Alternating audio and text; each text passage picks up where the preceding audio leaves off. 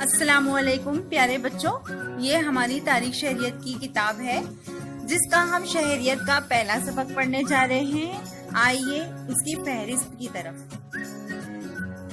اس میں کل 5 اسباق ہے جس کا پہلا سبق ہے ہماری سماجی زندگی۔ تو آئیے ہم پڑھتے ہیں ہماری سماجی زندگی۔ اس سبق کے اہم نکات ہے: انسان کو سماج کی ضرورت کیوں محسوس ہوئی، انسان کی اجتماعیت، ہماری ترقی اور سماج یعنی کیا۔ جو یہاں پر آپ کو ایک تصویر نظر آ رہی، اس کے 3 بھاگ کیے گئے ہیں۔ پہلی تصویر دیکھیے بچوں، یہاں پر کچھ انسان نظر آ رہے ہیں، شاید یہ پتھر کے زمانے کی تصویر ہے۔ ان کے بدن پر جو ہے تو لباس کی جگہ پر انہوں نے اپنے بدن کو پتوں سے ڈھاکا ہے اور اوزار ہتھیار بناتے ہوئے نظر آ رہے ہیں۔ یہ شکار کرنے کے لیے اس نے ہاتھ میں بھالا لیا ہوا ہے۔ دوسری تصویر دیکھیے بچوں، یہاں ایک کنواں ہے، کنویں سے عورتیں جو ہے تو پانی لا رہی ہے، کسان کھیتوں میں جا رہے ہیں، کھیت ہے، جھوپڑیاں ہیں۔ یہ دونوں تصویروں میں آپ کو کیا سمجھ میں آیا؟ دیکھو یہاں پر ترقی ہوئی ہے، بدلتے زمانے کے ساتھ انسان نے خوب ترقی کی۔ اب تیسری تصویر دیکھیے، یہاں پر آپ کو موٹر کار اور جو ہے تو موبائل پر باتیں کرتے ہوئے لوگ اور کمپیوٹر پہ کام کرتے ہوئے لوگ نظر آ رہے ہیں۔ تینوں تصویروں میں کافی فرق ہے۔ تو آئیے ہم دیکھتے ہیں کہ انسان کو سماج کی ضرورت کیوں محسوس ہوئی۔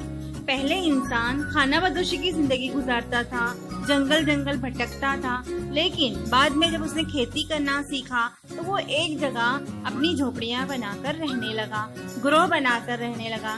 گروہ میں رہنے سے اس کو تحفظ ملا، یعنی اس کو حفاظت ہوئی، اور اس طرح جو ہے سماج ایک سامان مرتب ہوا۔ سماج میں مختلف اصولوں کی ضرورت ہوتی ہے۔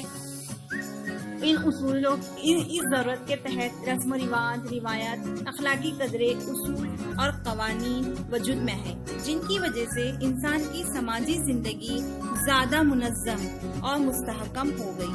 یہاں پہ انسان نے گروہ میں رہنے میں بہت زیادہ جو ہے تو اپنی سہولت محسوس کیا، اور اس طرح لوگ جو ہے تو گروہ بنا کر رہنے لگے، تو اس طرح سماج وجود میں آیا۔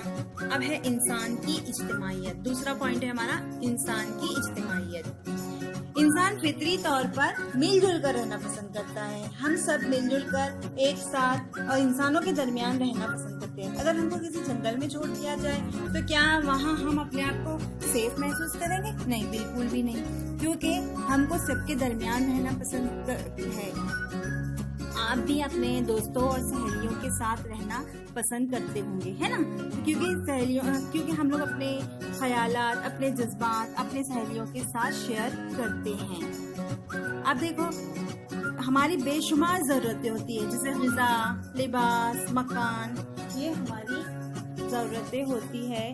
ان ضرورتوں کو پورا کرنے پر ہمیں استحکام حاصل ہوتا ہے، لیکن انسان کے لیے صرف اتنا ہی کافی نہیں، بلکہ ہماری کچھ جذباتی اور ذہنی ضرورتیں بھی ہوتی ہیں، جن کو پورا کرنے کے بعد ہمیں خوشی محسوس ہوتی ہے۔ جب ہم خوش ہوتے ہیں تو ہم کو ایسا لگتا ہے کہ ہم اپنی خوشی کا اظہار کسی کے سامنے کریں، تو زیادہ تر ہم اپنی خوشیاں کس کے ساتھ بانٹتے ہیں؟ اپنے دوستوں کے، اپنی سہیلیوں کے، اپنے رشتہ داروں کے ساتھ اپنی باتوں کا اظہار کرتے ہیں۔ تو ہمیں خاندان کے افراد، رشتہ دار اور دوستوں اور سہیلیوں کی صحبت اچھی لگتی ہے۔ ہم اپنے دکھ سکھ خوشیاں سب ان میں شیئر کرتے ہیں، ہے نا؟ کہیں پہ کچھ پروگرام ہوتا ہے، وہاں پر سب ملتے ہیں، شادی بیاہ میں، موت حیات میں، تو وہاں پہ سب ایک ساتھ مل کر اپنی خوشی اور غم کو بانٹتے ہیں۔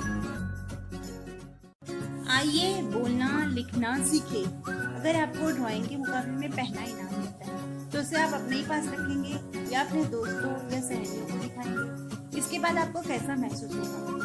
آپ کے دوست، آپ کی سہیلیاں آپ کی تعریف کریں گی، آپ کو وہ تعریف سن کر بہت اچھا لگے گا اور اچھی تصویر بنانے کا حوصلہ ملے گا۔ آپ اس تعلق سے اور کیا محسوس کریں گے؟ سوچئے اور مجھے بتائیے کہ آپ کو اور کیسا محسوس ہوگا۔ آئیے اپنے اگلے پوائنٹ کی طرف۔ جیسے آپ جانتے ہیں، غذا، لباس، مکان، تعلیم اور صحت یہ ہماری بنیادی ضرورتیں ہیں۔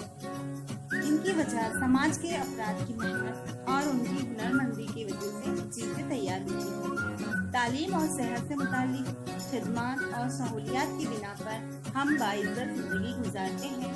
یہ تمام باتیں ہم کو سماج سے ملتی ہیں اور انہی پیشوں کی وجہ سے ہماری صلاحیتیں اور ہنرمندیوں کی ترقی ہوتی ہے. آئیے عمل کر کے دیکھیں. صبح اٹھنے کے بعد آپ کو جن چیزوں کی ضرورتیں پیش آتی ہے ان کی ایک فہرست بنائیے اور معلوم کیجئے کہ ان میں سے کم از کم 5 چیزیں بنانے میں اور آپ تک پہنچانے میں کن کن لوگوں کا تعاون شامل ہے.